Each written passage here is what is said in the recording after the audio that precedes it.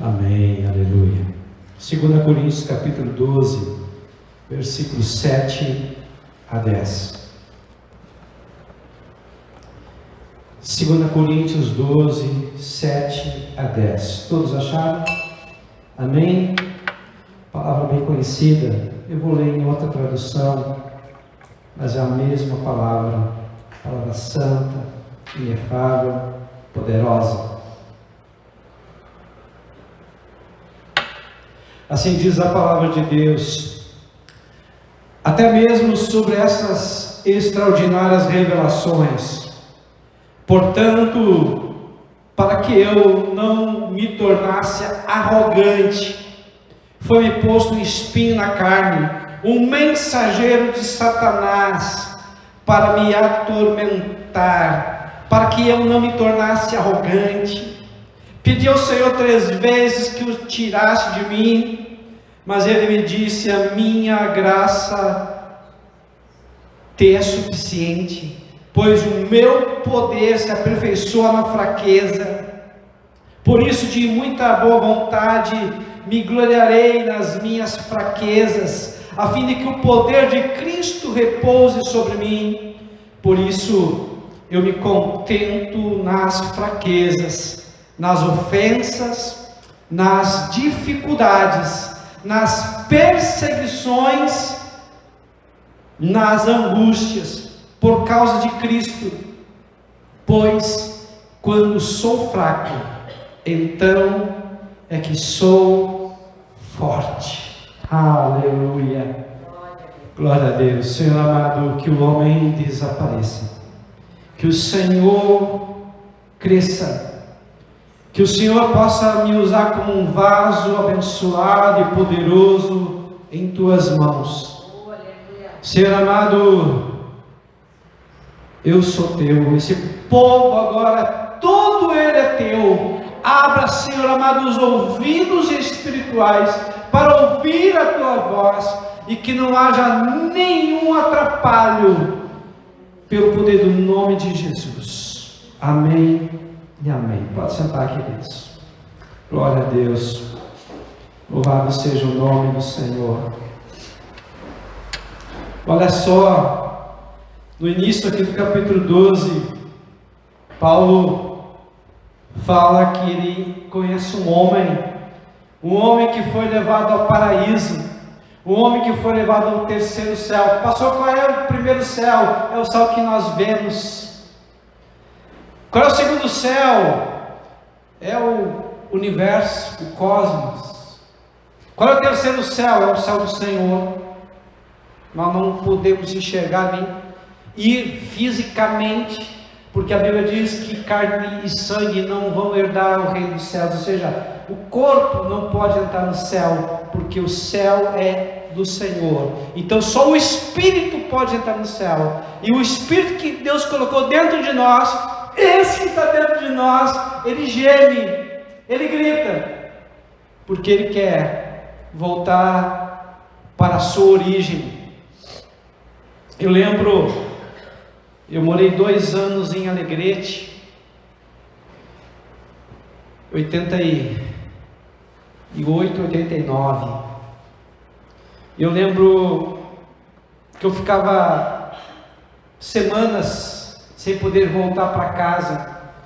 E quando eu vinha para casa, ou de trem, ou de ônibus, e quando eu estava chegando próximo de Santa Maria, eu lembro muito bem que eu respirava aquele ar, e via a cidade, via as luzes, e respirava aquele ar, e eu dizia: que saudade da minha terra.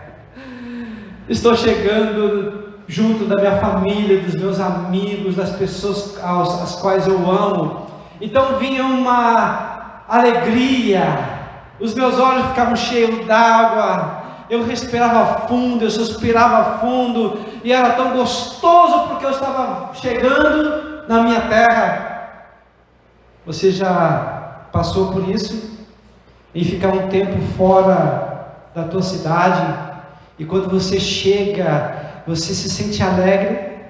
Você já sentiu como é bom você voltar para a tua casa, independentemente das circunstâncias, independentemente se a tua casa não é aquela gostaria, mas é a tua casa, é bom voltar para casa.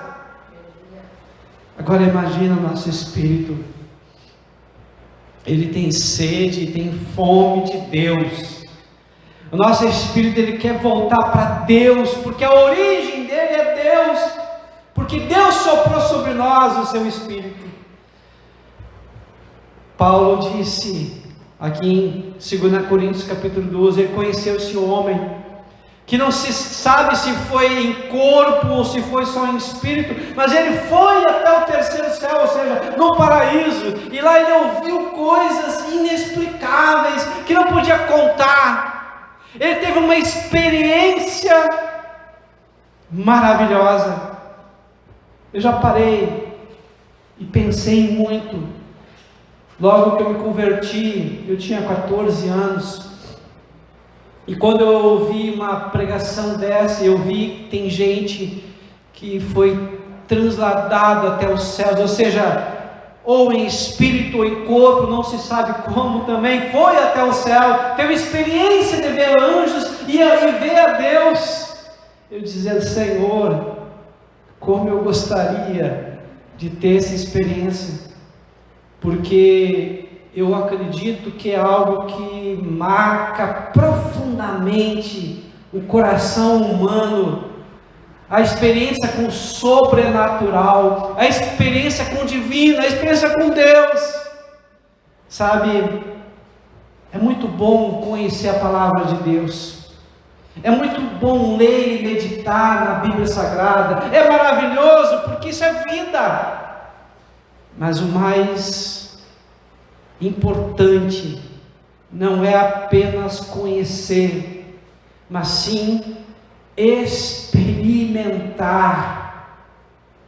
o poder de Deus, experimentar o sobrenatural de Deus, experimentar a presença de Deus, a glória de Deus, a Shekinah. Talvez é isso que esteja faltando para nós hoje.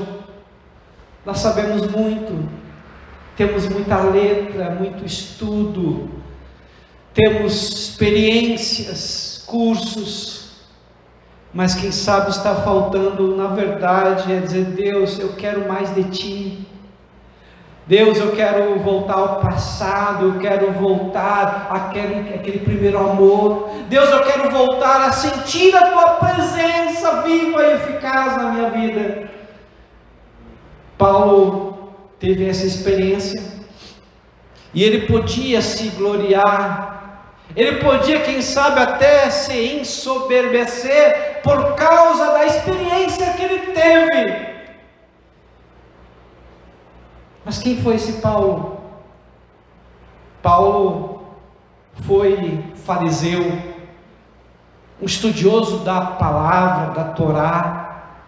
Paulo, ele era um perseguidor dos cristãos no primeiro momento, porque ele não acreditava no caminho, não acreditava em Jesus Cristo, e ele era perseguidor, mas de perseguidor ele virou perseguido, de um homem que tinha autoridade e poder para lançar as pessoas nas cadeias e até matar. Ele foi açoitado várias vezes, preso. Uma das situações de Paulo, por exemplo, quando ele foi preso, e lá na cadeia, depois de ser surrado, apanhar, envergonhado, e agora está no porão, agora lá naquela cadeia, ele e Silas começam a cantar, começam a louvar, começam a adorar, e a adoração deles foi tão profunda que Deus ouviu e Deus agiu, e um terremoto veio e abalou aquela prisão, e as cadeias se quebraram, e todos os presos ficaram soltos e livres. O carcereiro ficou apavorado, porque ele sabia que a cabeça dele ia rolar, ele ia morrer se os presos ou algum desses presos fugisse. E Paulo disse: calma, Nenhum dos presos fugiu, todos nós estamos aqui. Nós vamos voltar para onde você nos conduzir. Naquele mesmo instante, o carcereiro chega e disse: o que eu preciso fazer para ser salvo? Ou seja, ele viu que aquela ação não era uma ação natural, era uma ação sobrenatural, e aquele homem ao qual agora ele estava preso, estava à frente dele, era um santo homem de Deus. Ah, queridos, como nós precisamos de santos homens, santas mulheres de Deus, cheios do Espírito Santo, cheios de poder, cheios da presença de Deus, para influenciar positivamente as pessoas que estão à sua volta. As pessoas não querem mais saber de religião. As pessoas querem ver o poder de Deus se manifestando.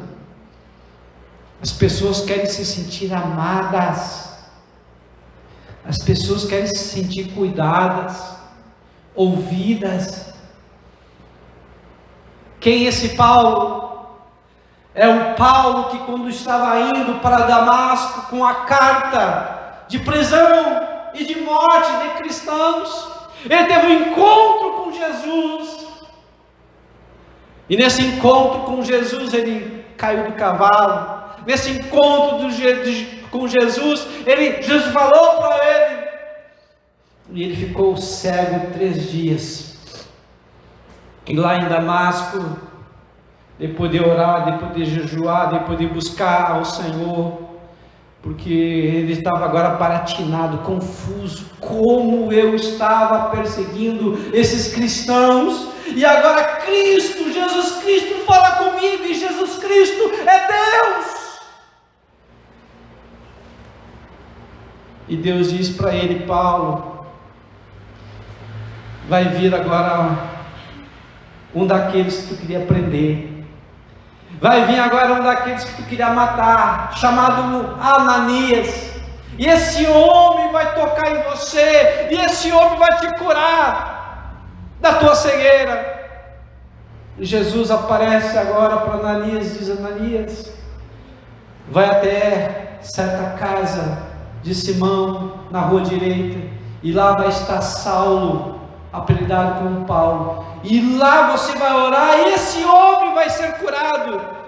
Mas Jesus, esse homem é mau, esse homem, ele fez grandes coisas, terríveis coisas para a sua igreja, mas eu quero que esse homem me sirva, eu vou usá-lo para minha glória.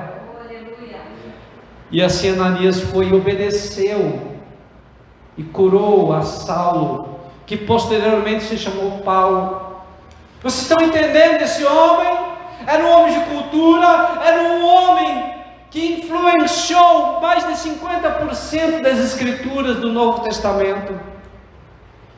Era um homem que estava agora em Roma, estava escrevendo para a igreja de Filipos uma carta de prisão, e lá ele dizia: alegrai-vos. Mais uma vez vos digo, alegrai-vos. Como alguém que estava com seu pescoço para ser cortado a sua cabeça, poderia dizer alegrai-vos, e ele dizia alegrai-vos, porque até a guarda pretoriana, ela está ouvindo a palavra de Deus. E quem fazia parte da guarda pretoriana, que era a elite da guarda, era a guarda pessoal do imperador, eram filhos dos nobres, dos senadores, dos homens de dinheiro e de influência do reino de Roma. Ou seja, Paulo estava sabendo que ele estava pregando para pessoas que iam influenciar outros tantos, porque tinha dinheiro, tinha poder e tinha influência. Paulo, com tantas visões, com tantas experiências com Deus, ele chega para o Senhor e diz: Senhor, tira de mim esse espinho na carne. Pastor, o que é esse espinho na carne? Os teólogos não sabem direito. Pode ser 3 situações. A primeira pode ser um inimigo, alguém humano, alguém físico. E nós temos como base Números 33, 55. O segundo pode ser uma doença. Nós temos como base Gálatas 4, 15. Alguns falam que Paulo poderia estar ficando cego ou com pouca visão.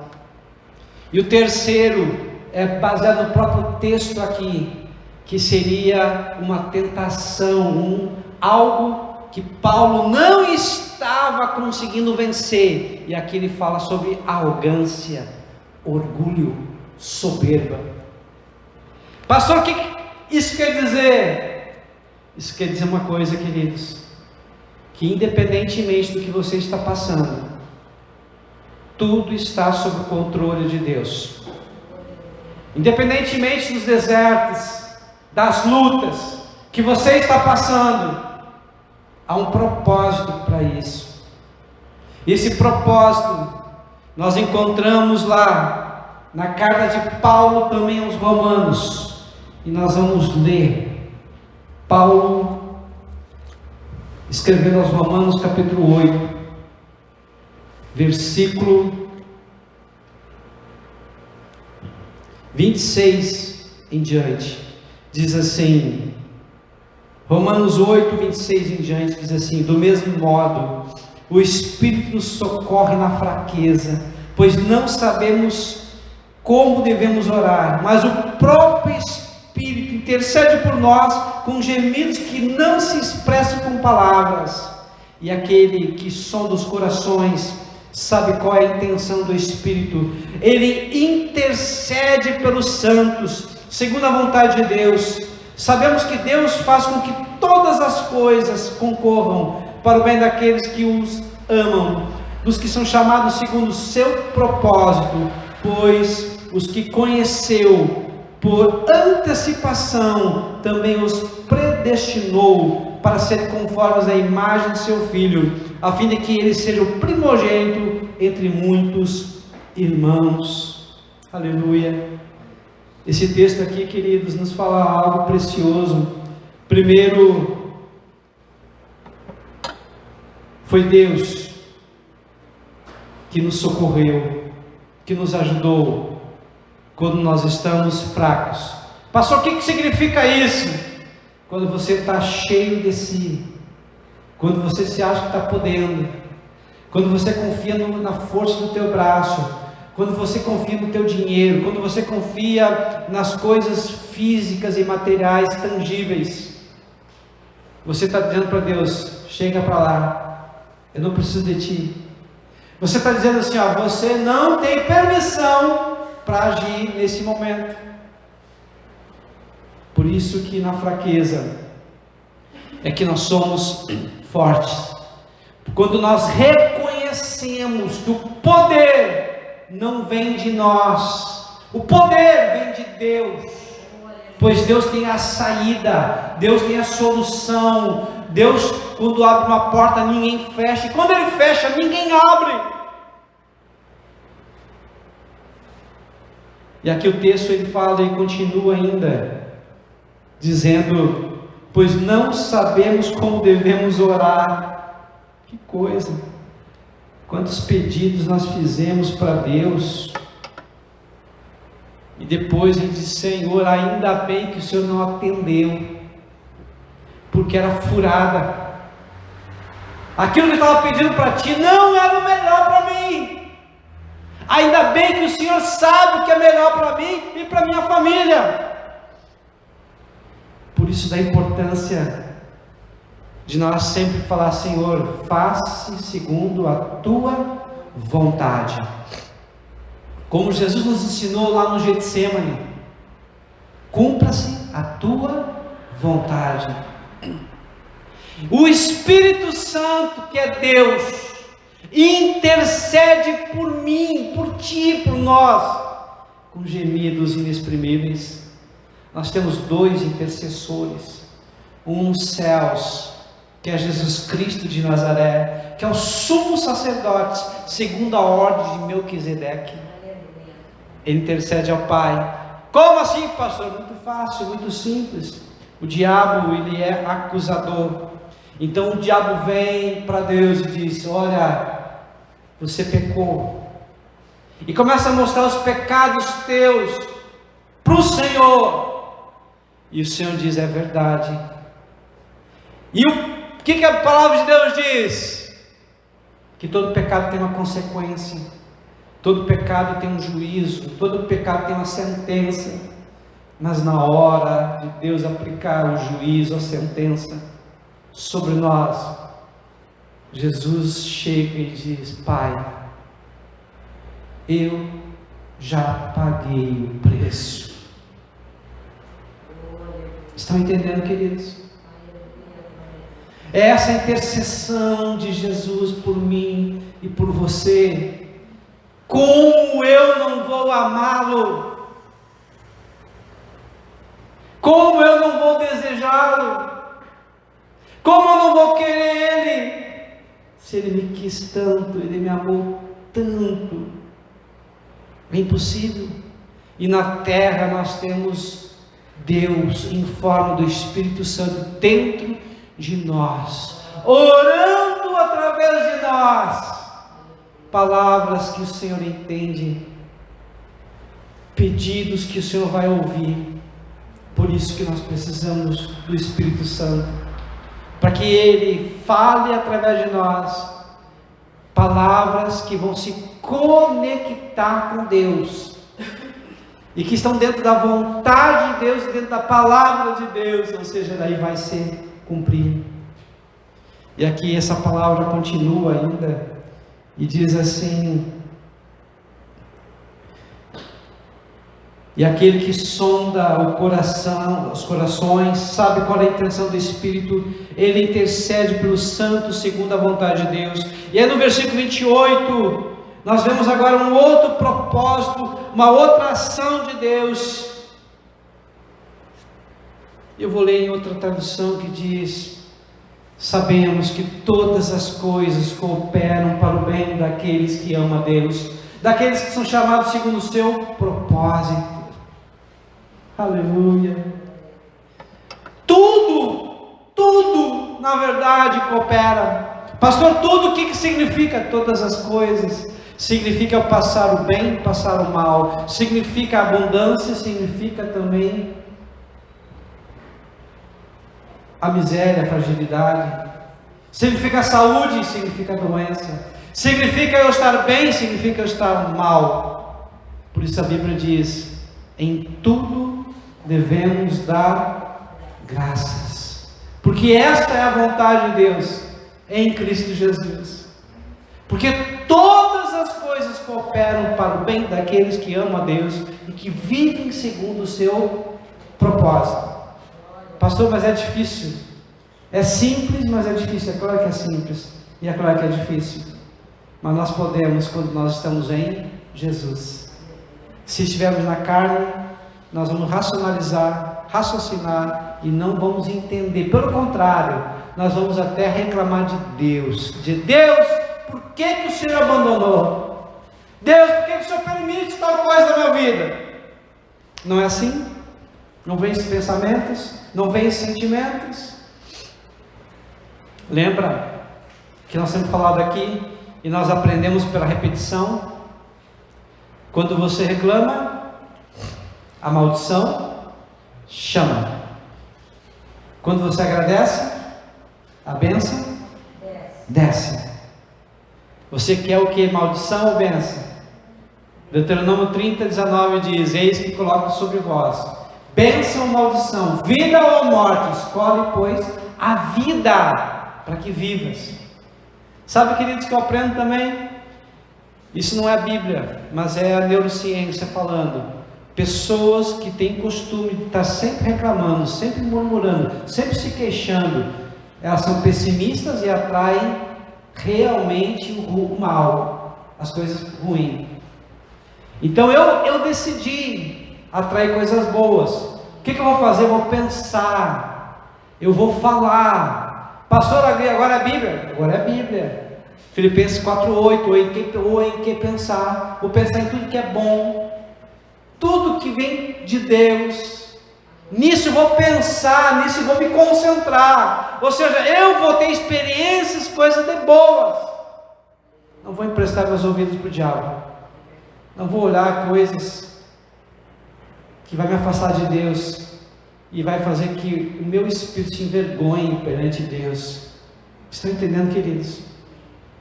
Eu preciso escolher em todos os momentos a quem eu vou glorificar. Como assim, pastor? Mateus 4, a tentação de Jesus. Jesus, quando ele foi batizado nas águas, ali estava a Trindade, o Filho sendo batizado, o Espírito Santo que veio sobre pomba, e o Pai, que diz: eis meu Filho amado em quem tenho prazer. E logo depois o Espírito Santo, no auge do momento de Jesus, conduz ele para onde? Para o deserto, para ser tentado pelo diabo. E quando ele foi tentado pelo diabo, sabe qual foi a resposta de Jesus para o diabo? Não. Ai, pastor, está escrito, que está escrito está escrito. Vamos arredondar? Jesus disse para o diabo o quê? Não. Transforma essas pedras em pão. Não. Pula, porque a palavra de Deus diz que aos seus anjos dará ordem e vai. Não. Levou para um alto monte e disse: te darei todos os reinos dessa terra, se prostrado me adorares. Não. Quando a tentação vier, ele canta chuva para si. Quando o mal bater na tua porta, diga não, mas diga com convicção, até você acreditar. Amém? Amém. Quando Jesus vier, Apocalipse 3:20, eis que estou à porta e bato. Se abrires a porta do teu coração, eu entrarei, serei contigo e tu comigo. Aí sim tu vai dizer sim. Está entendendo? O sim e o não, quando você tem certeza que a voz é de Deus, e a voz de Deus passa por um filtro, que é a palavra de Deus. Por isso da importância de nós conhecermos a palavra de Deus, por isso da importância de nós meditarmos na palavra de Deus de dia e de noite. Como diz Salmo 1, tudo que nós fizermos vai dar certo, tudo que nós fizermos vai prosperar. Amém? Continuando aqui ainda, no versículo 29, nós descobrimos agora o propósito de Deus. Pastor, eu não sei qual é o propósito específico de Deus para a minha vida. Talvez você não saiba ainda um propósito específico para a tua vida, mas vou dizer algo que é para todos nós. Nós que fomos chamados para sermos filhos de Deus, filho e filha de Deus. Deus tem um sonho.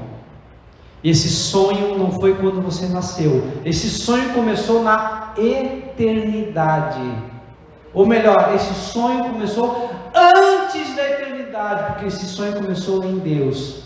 A eternidade veio depois de Deus. O mundo todo veio depois de Deus. Vamos ver agora, versículo 29. Pois os que conheceu por antecipação, também os predestinou para ser conforme a imagem do seu Filho, a fim de que ele seja o primogênito entre muitos irmãos.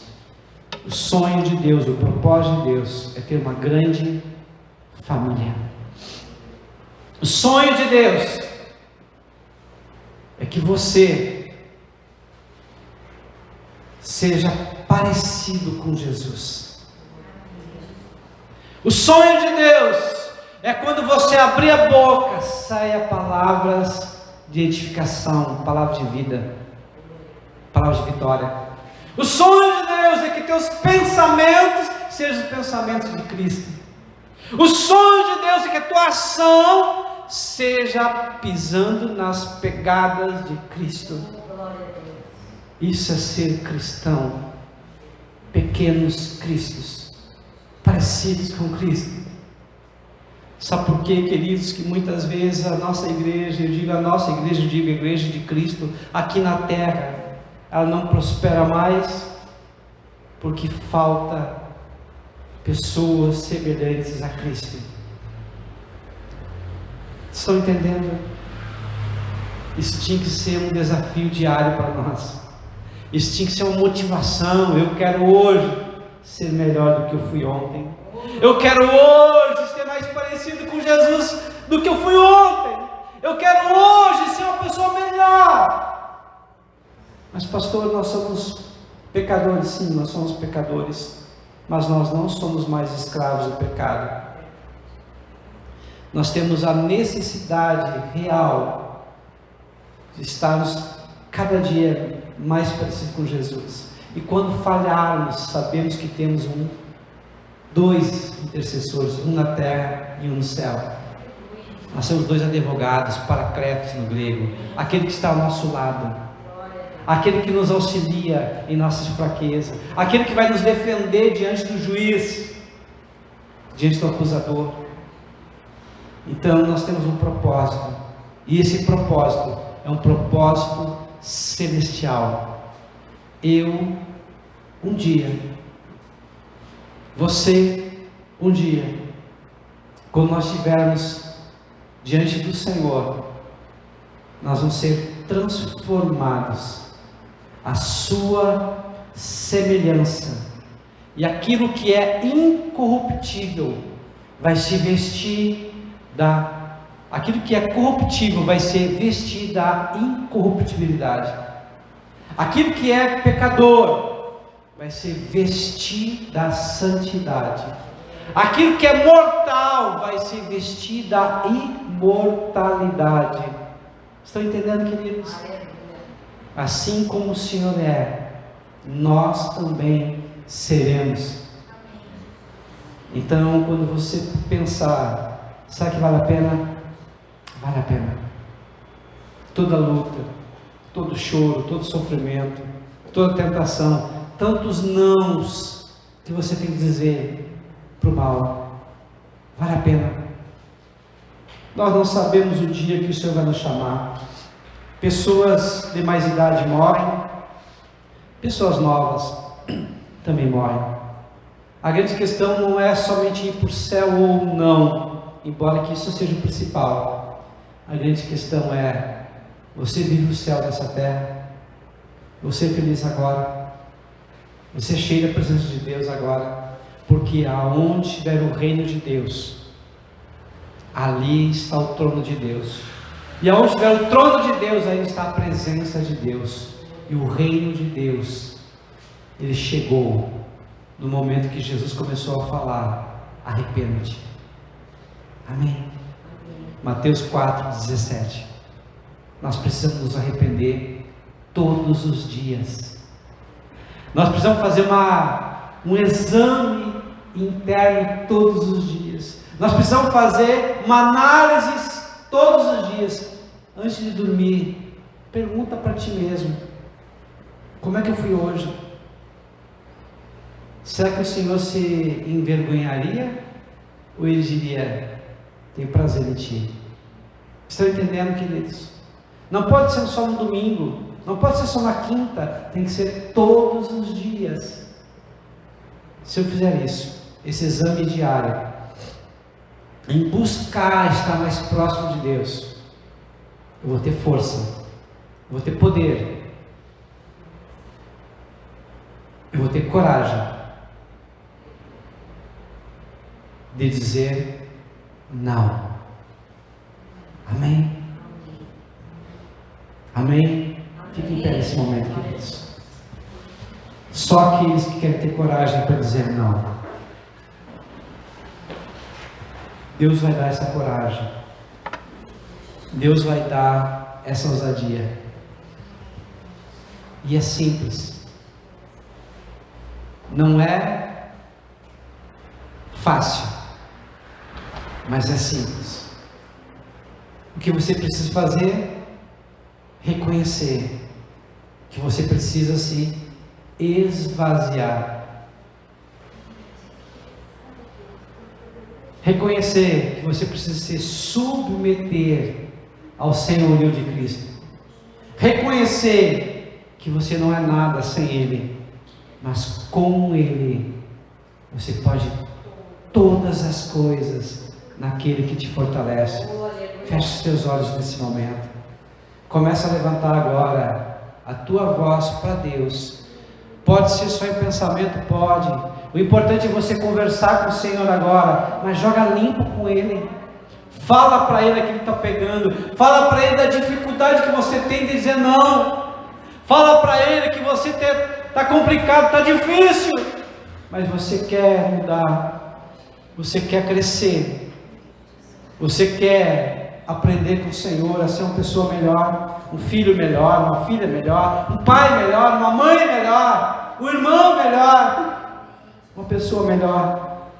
Deus vai trabalhar primeiramente em você, para depois Ele começar a trabalhar através de você. Senhor amado, nós te louvamos, te bendizemos nesta noite. Sabemos que o Senhor falou conosco, e agora, Pai amado, completa a obra, Espírito Santo de Deus. Tu que convence o homem do pecado, da justiça e do juízo, esteja operando nesta oportunidade, sobre nossas vidas agora. Vai produzindo as mudanças em nossa mente que são necessárias. Dá-nos força, dá-nos, ó Pai, poder e coragem para dizer não. Nos ajuda, Pai, em nossas fraquezas, pois aprendemos, ó Pai, que é na fraqueza é que nós somos fortes, pois o Teu poder se aperfeiçoa na minha fraqueza. Ou seja, eu vou deixar o orgulho de lado e eu vou permitir que o Senhor termine a obra que o Senhor começou, e que talvez em algum momento eu comecei a resistir, e em vez de dizer não para o diabo, eu comecei a dizer não para o Senhor. Me perdoa, eu quero dizer sim para o Senhor e não para o diabo. Eu estava louco, eu não estava bem. Tenha misericórdia de mim, Senhor. Mas eu quero sim dizer sim para Ti, dizer não para o diabo, não para as tentações, não para o mal. Por isso agora, Pai amado, completa a obra na minha vida. É o que te peço, em nome de Jesus. Amém e amém. Aplauda o Senhor, queridos, Ele merece. Aleluia. Glória a Deus.